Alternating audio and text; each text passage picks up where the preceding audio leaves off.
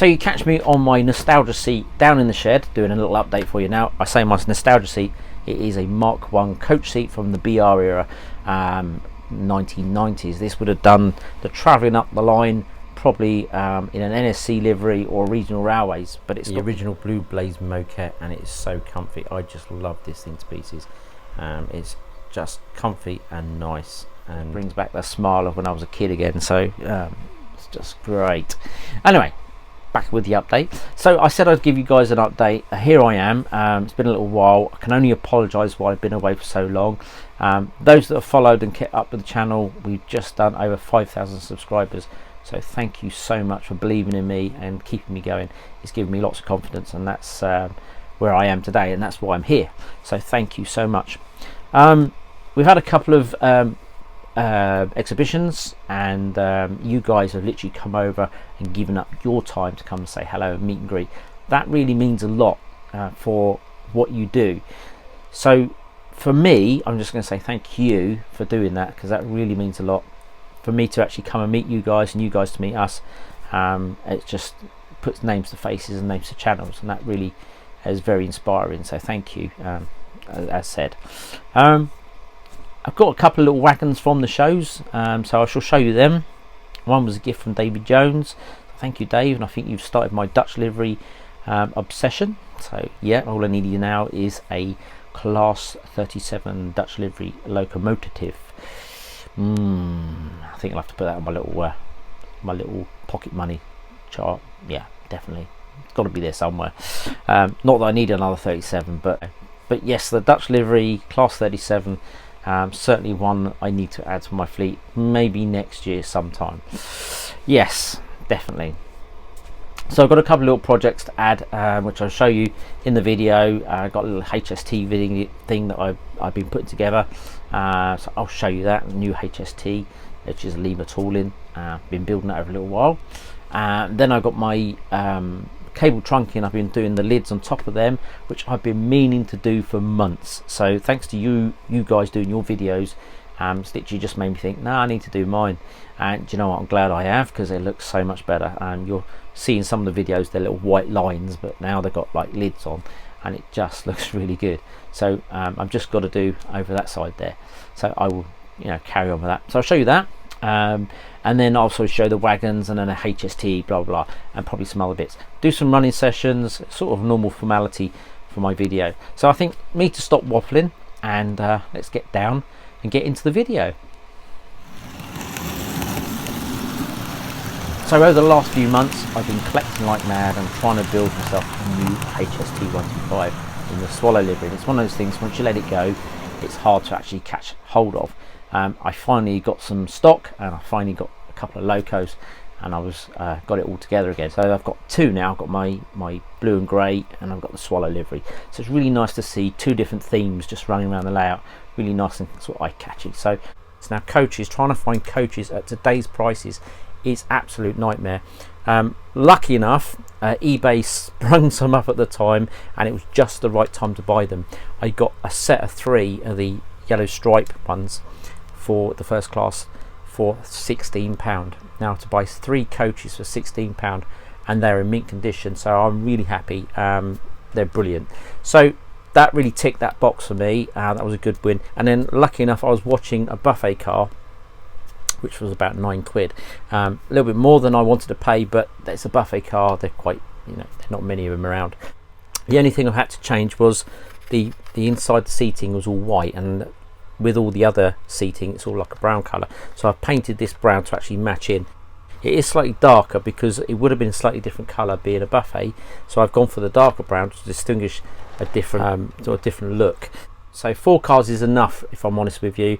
It pulls it quite nicely. Ideally I'd like 5 or 6 cars. 7 would be brilliant, but they're so hard to get hold of. I'm going to stick with the 4. Maybe if I find another yellow one and just make that a 5 car set, probably would just tie me over. I've got plenty of the blue and grey HST coaches. I've got like 20 of them. I'm not going to change them up to paint into that. I'm just going to stick with them, and if I do see another one I will add that to it. But as for now, I'm really happy with it, and she certainly looks a treat having her on the layout, and I'm really happy the way it's all come together. So a new HST for the layout.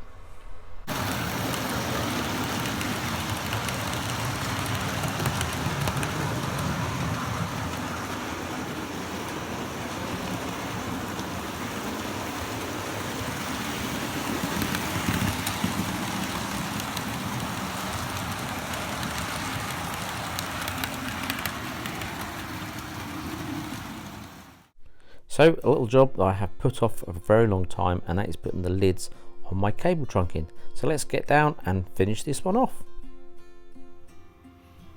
So taking on this challenge of finishing off the cable trunking lids, as you see the white strip to the edge of the bushes there, that was a white balsa strip that's 3mm thick and 3mm deep. Now this balsa strip was actually embedded into the track when I did the ballasting back about 3 years ago. So it's all around in different parts of the layout. So from this point onwards, it's all about adding the lids to add that final detail. Now to add the lids, I took some white paper, and I printed out 3 different color greys onto that sheet of paper.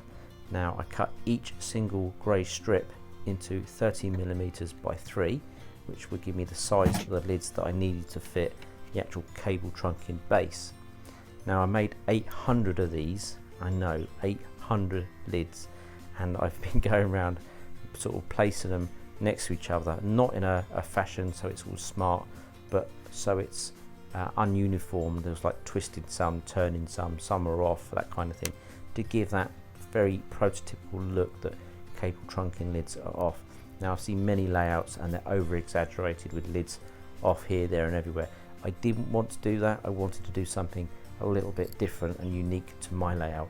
So I've sort of placed them a little bit tidier, but again staggered and some broken, that kind of thing. And I think looking now, I've done the right, or made the right choice in the way I've done them.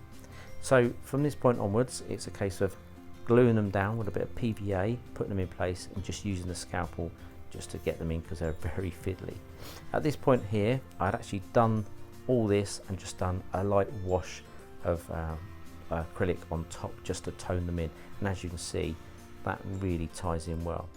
Now this little trick, I cut a hole in the balsa wood and then just poked a little wire in to make it look like that the wire was protruding. And then as you can see, this was beforehand, and then we're going to show you a shot of it actually done now in the same sort of picture. And as you can see, it totally transforms the whole layout. One job ticked off, done.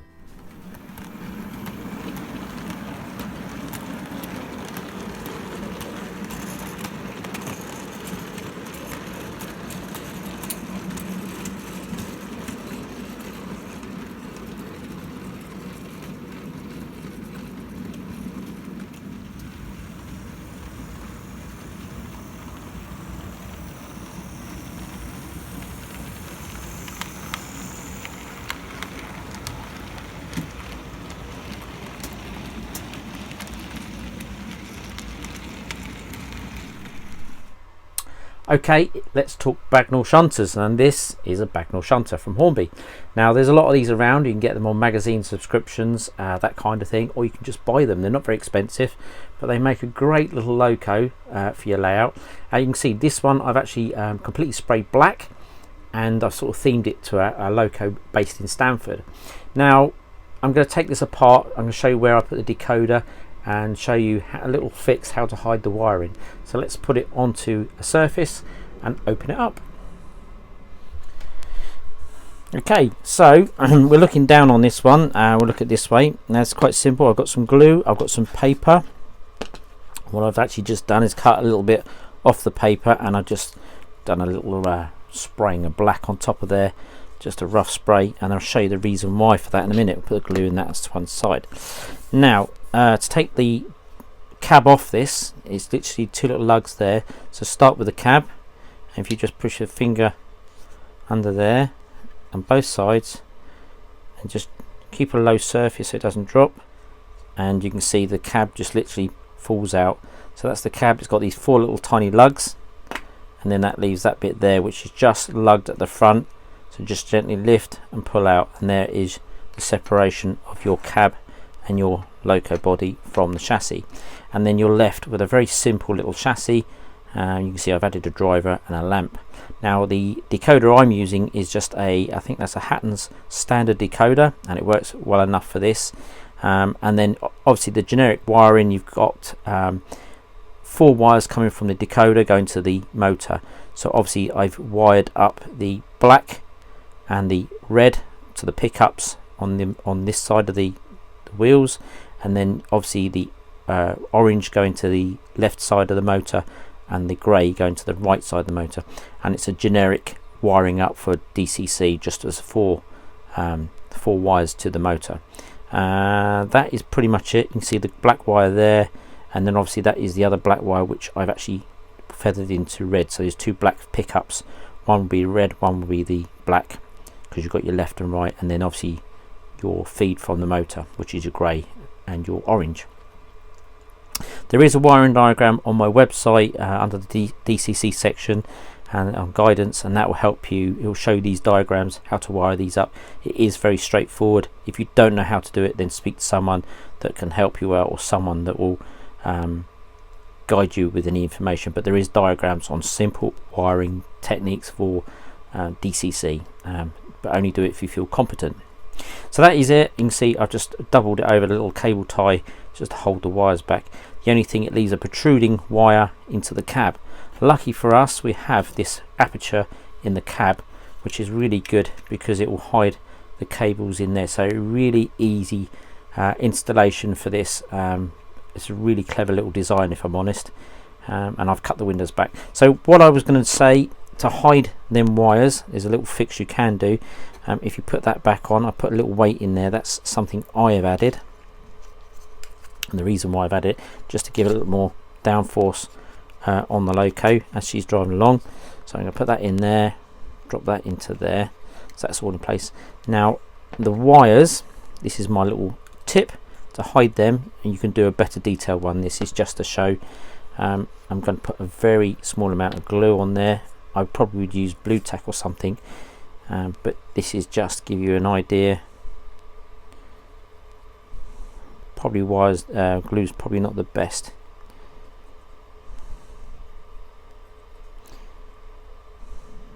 If there's any glue in there, yep. And I'm letting that dry a little bit so it's tacky. And then I'm just going to place that on top like that.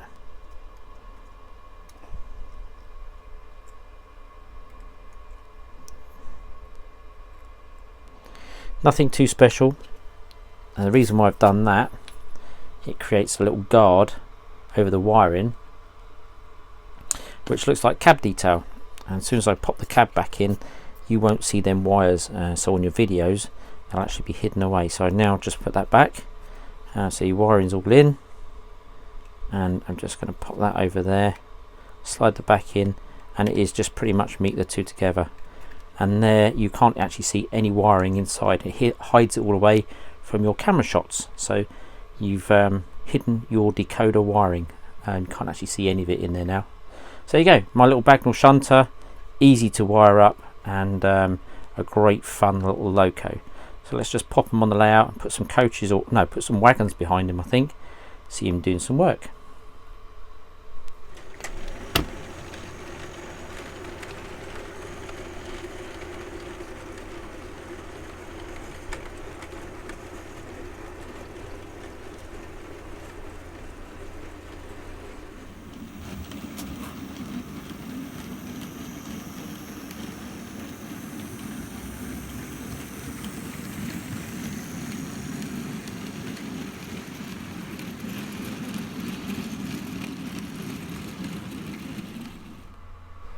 So from the shows that we went to, this really much is a roundup of the shows I've been to this year. These two here I actually got from the Wally show, and I got these for £5 each. Found at the bottom of a bucket. You know me, I like to sort of saw through with a load of coaches on top. So I've got these. I've painted them with a brown inside, sort of matching in with the brown on the taupe there, just to give the same sort of look. And then I've added some rusted sort of paint splashes down the side, so you put an orange, and then obviously you put a dark browns on top or just the bottom, and you sort of blend them in. I need to sort of wet them and wipe them off, so I'm going to let them stain in for a bit, and then I'll drag them down, then I reapply it afterwards, so it just creates more of a light effect onto the grey. So yeah, I've done that. I've changed the wheels, I've painted a little bit underneath detail on the frame, just added some details, and I'm going to say I've changed the wheels over. They were 12mm wheels and I'm now putting 13mm, which is just giving it a half a mil lift either side of the actual axle there. That's really nice, because that just gives me that little tiny lift to sit the couplings in really nicely, because I use different couplings. The fact is, I actually have loads of these wheels. I have loads of them, and it was just the fact that these, while I've got them, it's a good way to utilize them, and it sort of gets me out of a fix with the different couplings. And you can see I don't have any problems with them uncoupling or anything, so that works quite well. And then this was the tote wagon that we got at the Great Electric Show, so thanks David once again. And it's a good start to my Dutch livery. As I mentioned, I do need a 37 to pull them though, some way. So that really is good, and they are really nice. All I've done is just brushed some weathering on the bottom there, just got some frame dirt, literally dry brushed it, so there's hardly any paint on there, and just wiped them over, and then you get that tiny little dust in. There's no spraying involved in that whatsoever, it's just dry brushing, so you can still get really good effects. And that's just frame dirt, which is the rail match acrylics, so that's what I've used. So that is our little trucks. Again, I've just added some iron ore sort of filling in there. This was the Hatton's little tubs you get. I just sort of poured some iron ore in there just to give it that look. It's been emptied and there's still residue in it. I do need to put a little bit more residue of the black in there, and sort of add some weathering powders just to stain that in a bit more. And this will maintain as an empty, because I don't want any more filling. I want these to be my empty rake, and then they will look really good when they're all coupled together and going round with all the other wagons.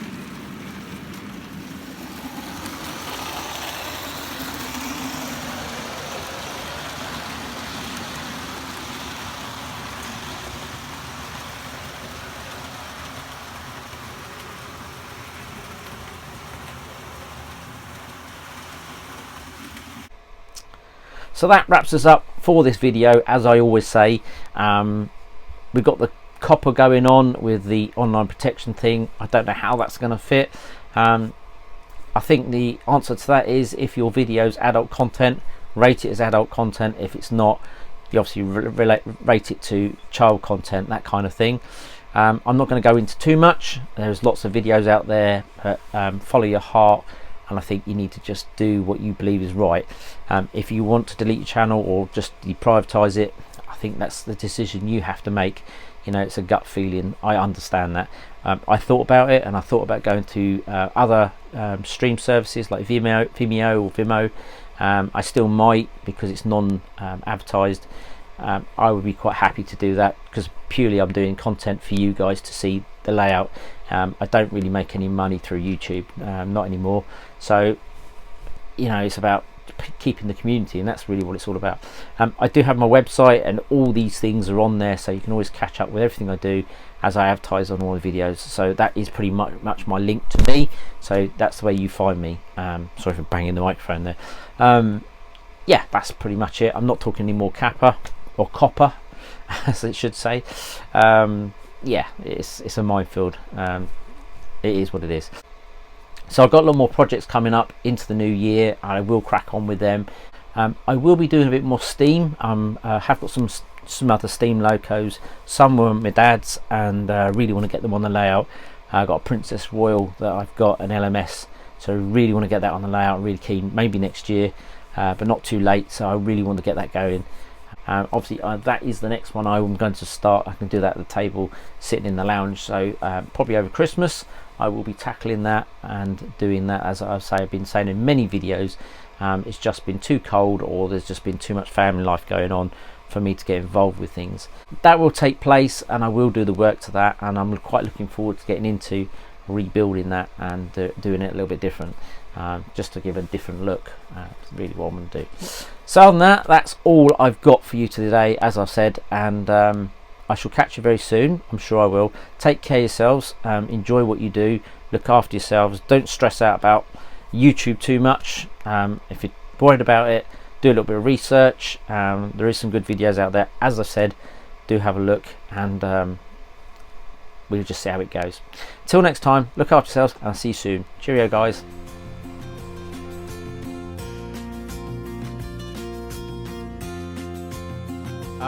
I haven't shrunk, don't panic. I am sitting on my BR Mark 1 coach seat, and I don't know what I want to say class for. So I've got a lot more projects coming up into the new year, and I will crack on with them.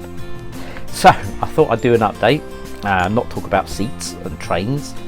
And it is so springy. I call it my nostalgia seat, because every time I sit on it, a million farts come out of it. No, I don't really.